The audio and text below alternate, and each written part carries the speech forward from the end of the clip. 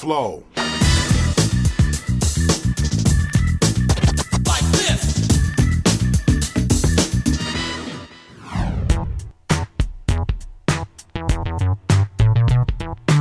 I start my career really from day one, 1973, Cedar Park, there with Kool Herc. We didn't know at the time it was Kool Herc and he was inventing hip hop. It was a block party. We would all just come outside when we heard the music, either at the community center at 1520 Sedgwick Avenue, or sometimes it'd be jams thrown out in the park with Kool Herc and other DJs that were around at the time. But at age 7, 8 years old, I didn't know what all of that was, but that was my first inkling. I sort of got hit with hip hop right at its very birth. So 1979, the Fatback Band puts out a record called King Tim III, and like 2 months later, Sugar Hill Gang puts out Rapper's Delight. So now me and millions of other kids that used to just do it in the park, rhyme just, in schoolyards, somebody put a record out. It was like, yo, we're gonna do this. There's a record out now. You could actually be a professional rapper, an MC. So I left home to become that. I first lived on the streets, then I went to the shelters, then I went to a group home, then I went back to the shelters, and then I started my career. The name KRS-One came about actually when I was in a group home. The Hare Krishnas, religious group, used to come around to the shelters, and they used to say, they used to have free food. And they said, if you want to help us feed the homeless, you get more food. Obviously, you get to take some stuff home, and we'll give you a book called the Bhagavad Gita. And I wanted a book. I wanted the book. I was a philosopher. I've been in the libraries. I've been studying. I was studying then. I was like, wow, the Hare Krishnas. I can learn a little more about what these people are really all about. So I would join to help feed the homeless. Even though I was homeless, I would come around the table, help feed. I would get the extra food and this book, the Bhagavad Gita. And so people would start teasing me. Hare Krishna, Krishna, Krishna. Yo, what did they tell you? Yo, did they make you smoke something? Yo, what was this? What was that? You gonna shave your head? All the derogatory jokes that come with the Hare Krishnas came to me.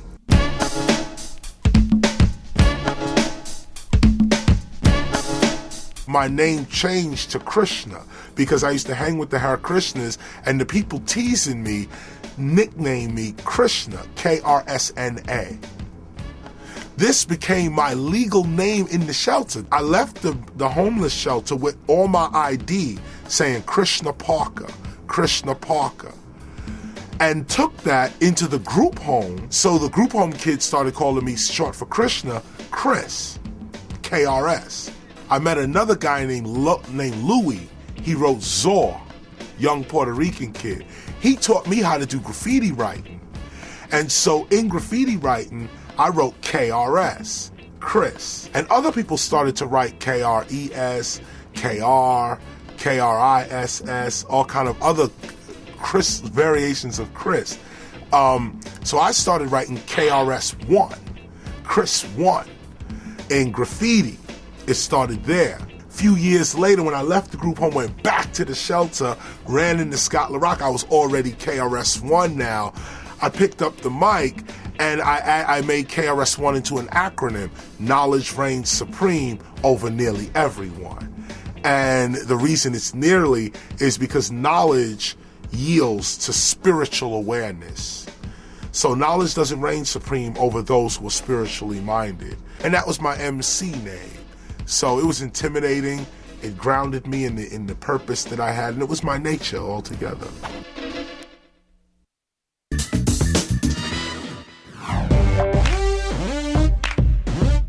Materialism in hip-hop is a good thing.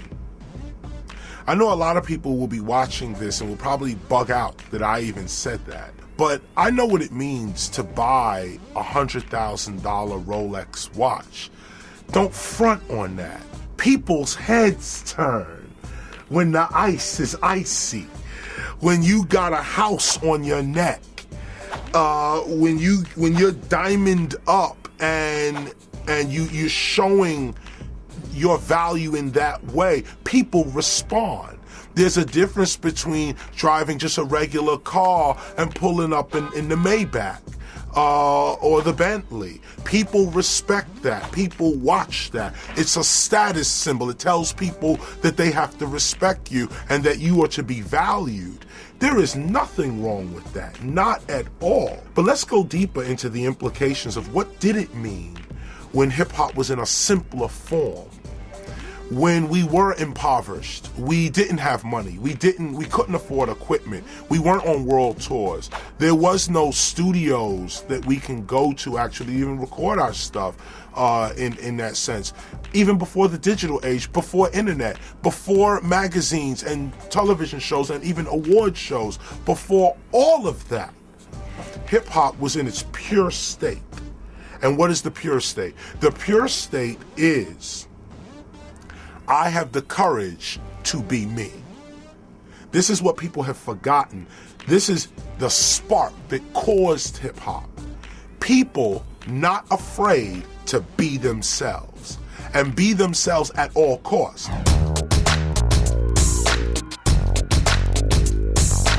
In the 70s, Jordache and Sassoon jeans was the hotness.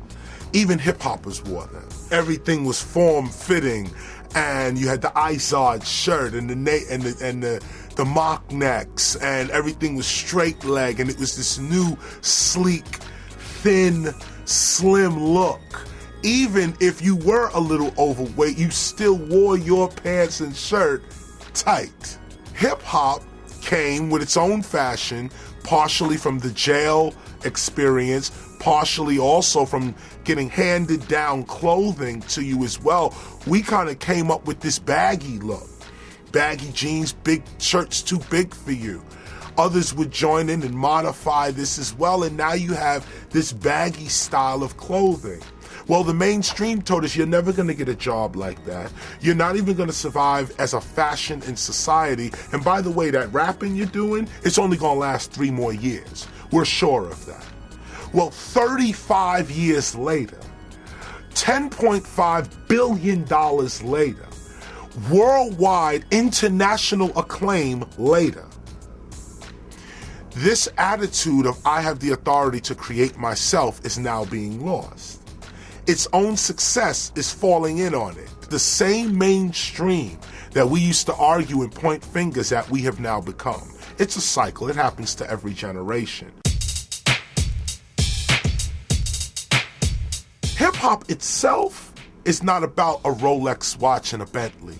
Hip-hop itself is what Afrika Bambaataa said it was in 74. Peace, love, unity, and having fun. That's hip-hop. That feeling. That's what hip-hop is. Now, if you can get that with $1 million, like our friend 50 says, I'm going to get rich or I'm going to die trying. My peace, love, unity, and having fun is $400 million in my account. You got to go get that. That's hip-hop. You take a guy like KRS-One. I say, look, I've taken a vow of poverty. I work through not-for-profit organizations. I don't seek to build a profit unto myself. Sure, I want my children to be taken care of. Sure, I got rent and mortgage and cell phone bills to pay like everyone else. But what my difference is that I live within my means. I enjoy the spiritual life more than the accumulation of material goods. So you have to ask yourself, is that the life you really want to live? Can you live that life these days?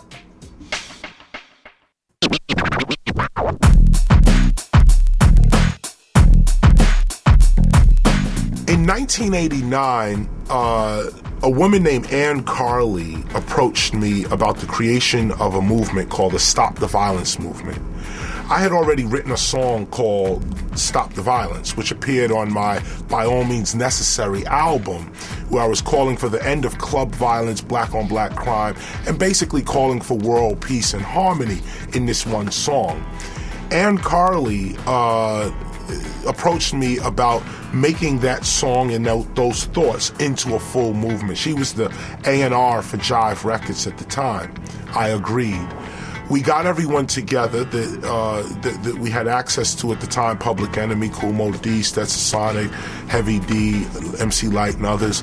and formed the Stop the Violence movement and a song entitled Self-Destruction. It became an actual movement within hip-hop. 20 years later, 2009, we are looking to relaunch this movement with the recent news reportings of school shootings, nooses being hung from trees again, swastikas on the doors of synagogues. It seems like we have another generation that is going through these growing pains of racism, prejudice, and indifference. We all have fresh memories and recollections of what it takes for a society to steer itself in non-biased and non-racial or racist ways. You don't just hope that your kid gets it together. You don't just hope that there aren't people in high places that have a disdain for other races for whatever reason. You don't just hope that that's going to go away.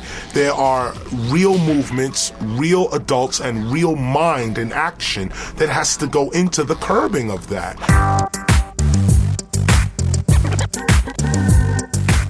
It's my responsibility to respond to today's youth and say, wait a minute, hip-hop may be a lot of things. We got some bitches, we got some hoes, we got thugs, we got pimps, and we also have philosophers, scholars, revolutionaries, and professionals. But we want you to see the whole of our culture. We're not here to apologize for our culture. We're not going to tell you this one's negative and that one's positive. We're not going to tell you how to think. But what we are going to do is offer a broader view as to what this thing called hip-hop is. Also, we're going to offer you a broader view as to how you can conduct your life. We're not telling you how to conduct your life, but if you never see the other options, the other choices, the other places you could have gone, things you could have said, ways you could have handled conflict without pulling that gat out. If you never have seen this, then who's at fault? You're not really the one at fault. Your parent is, your guardian is, your mentor is, your society is, your institutions are, your government is. I'm telling you, because if you look at my history, I done knocked many dudes out. Let me let you know. And many people also that will be part of this, you'll know their background. I'm not looking for crystal clear, pristine, clean people to come up here and tell you stop the violence. Sure, we will get those people. We will get those who have upheld hip-hop's true essence from day one. Common, Talib Kweli, Mos Def, but we want to hear from 50 Cent. We want to hear from Cassidy. We want to hear from Snoop.